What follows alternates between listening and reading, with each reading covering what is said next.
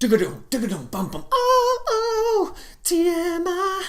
Oh, oh, TMI. Oh, nailed it. Holy crap, did you guys hear that? Oh, that's the theme song. That is the theme. What? We're rolling. We're on right now?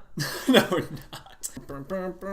Maybe it should be a dubstep intro. I think that'd be better. Can we switch it over to dubstep intro? Although I nailed that first one. Huge epic dubstep drop. Everybody does the robot. And that's it. Yeah, we're going to do that? Let's do that. Ready?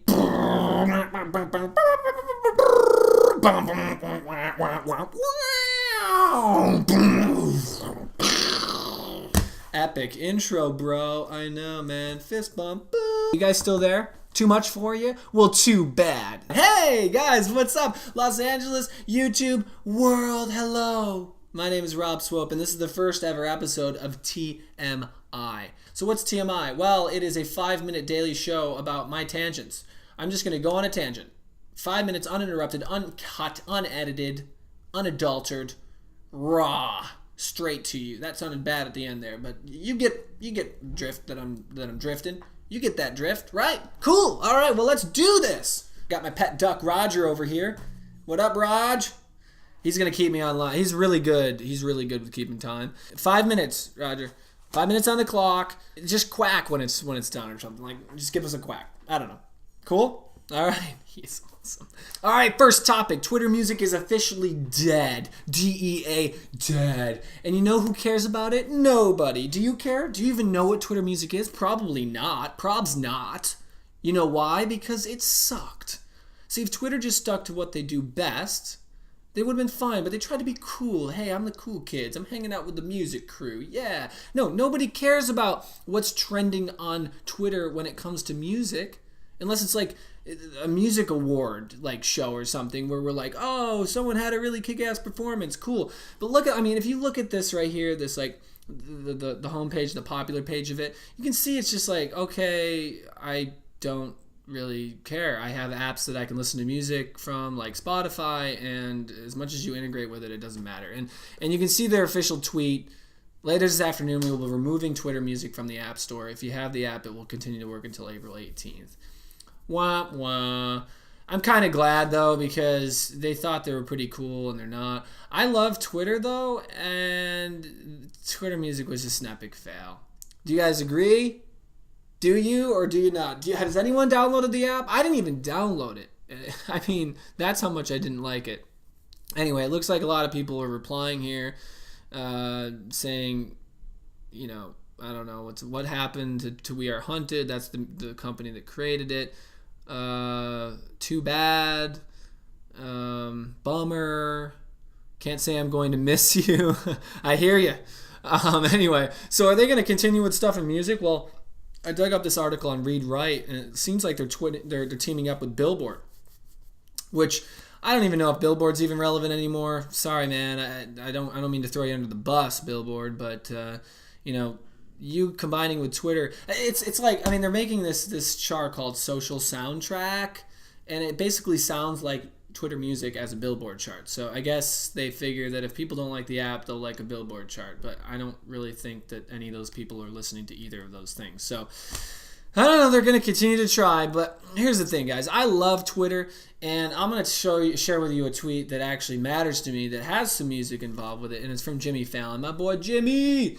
He just took over for Jay Leno for The Tonight Show, and it's amazing what he's been able to do, but the fact that he has Billie Joel on his show, it just blows my mind. And he one-ups it because he sings live with Billie Joel on the show. Okay, so like if I had a chance to sing with Billie Joel, I'd probably pee my pants. But good job, Jimmy, for interviewing and for not peeing your pants. There's a little clip of it here. I'm gonna fast forward to the end and show you a little part of it. Hopefully it comes up.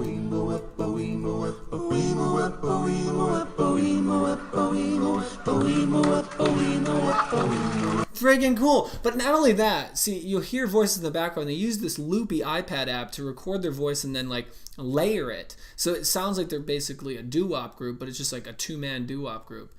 Oh, Jimmy, oh, Billie, you guys are awesome. So anyway, check out that link in the description below. I'm going to have all the links to those, to the things I show here in my description. So if you don't want to like search it, it'll be easier that way. All right, next news. Disney acquires Maker Studios for at least $500 million. Okay, this is not a big deal to you. Wake up, okay? If YouTube in your head is like the redheaded stepchild of the technology and video industry, well, smell the roses, folks. $500 million by one of the biggest entertainment multimedia companies on earth, Disney. Okay, listen. Disney now is going to control over 10,000 YouTube channels, which means basically everything Disney's doing is going to go on YouTube, number one. Number two is they now have an advertising network larger than what they've already owned. And their YouTube channel isn't really that big. I mean, it's basically just a promotional vehicle for them. But this is a big deal. So look into this more. This is a TechCrunch article. I recommend checking this out. The link is in the description. I went off on a tangent on my buddy Matt Brown's Facebook page about why it's such a good idea for Disney and why it's such a great deal for them and why they could have paid a couple billion for it and it still would have been worth it. Matt Brown's a really popular YouTuber. Check out his channel, Swift Karate Chop. He's friggin' hilarious. But I went off on a tangent. If you want to see that tangent, we'll probably put a screenshot in the blog that I hope will be up by the time this video goes out. I don't know. It's the first episode. We're just going with it. All right, next topic. Billie Joel Armstrong and Norah Jones came out with an album called Foreverly, and this is their lead single called Kentucky. Now, the weird thing about this is that... oh, no. Roger? Roger, are we done? Is that 5 minutes? Really? Roger that. All right, guys. Well, I had more to show you, like this weird Billie Joe Armstrong and Norah Jones Kentucky music video that has like this kind of roots southern vibe rock to it, and it's about like these couple like surfing in California. I don't get it. Look it up, check it out. It's awkward, it's weird, and it's only got 81,000 views after a couple weeks on YouTube. So if that shows you anything, you get my drift, right? You catch it. All right, guys. Well, that's it. I mean, we're up. I had a couple more things to talk about. I'll just save it for the next show. Man, this is tough. Like. I'm going to be honest with you. Going on tangents for only 5 minutes for me is going to be a battle. But who knows? Maybe I'll take one of these tangents and go off on a longer tangent if I'm really into it. Sounds like I had a lot to say about Twitter music now that I think about it. But thanks for watching the first ever episode. I really appreciate it. And whoa! That is a girl getting naked. And she's doing a cannonball. I think I'm just going to give that a 9 just because she was down to her skivvies.